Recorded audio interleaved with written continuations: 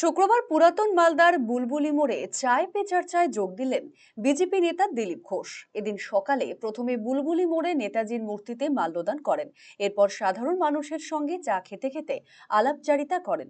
তার সঙ্গে ছিলেন উত্তর মালদা বিজেপি সাংসদ খগেন মুর্মু, বিধায়ক গোপাল সাহা সহ অন্যান্য নেতাকর্মীরা।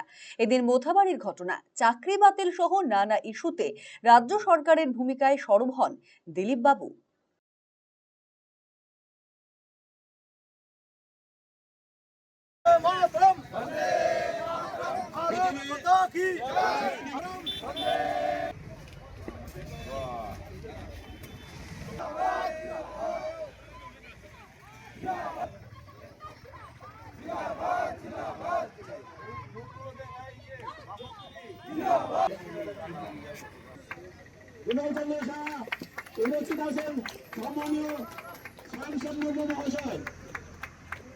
রায়ের পরে কি করেছে, সুপ্রিম কোর্টে গেছে, এবার কি ইউএনও তো যাবে।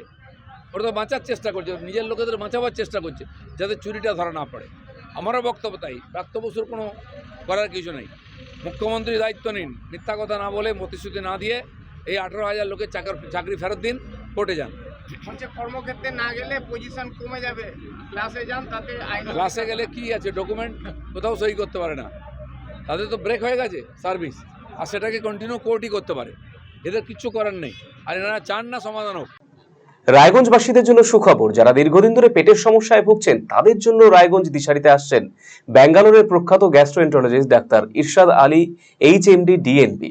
এখন থেকে প্রতি মাসে নির্দিষ্ট দিনে ডাক্তারবাবুকে দেখাতে আজই যোগাযোগ করুন দিশারি হেলথ কেয়ার, উকিলপাড়া, রায়গঞ্জ শাখায়।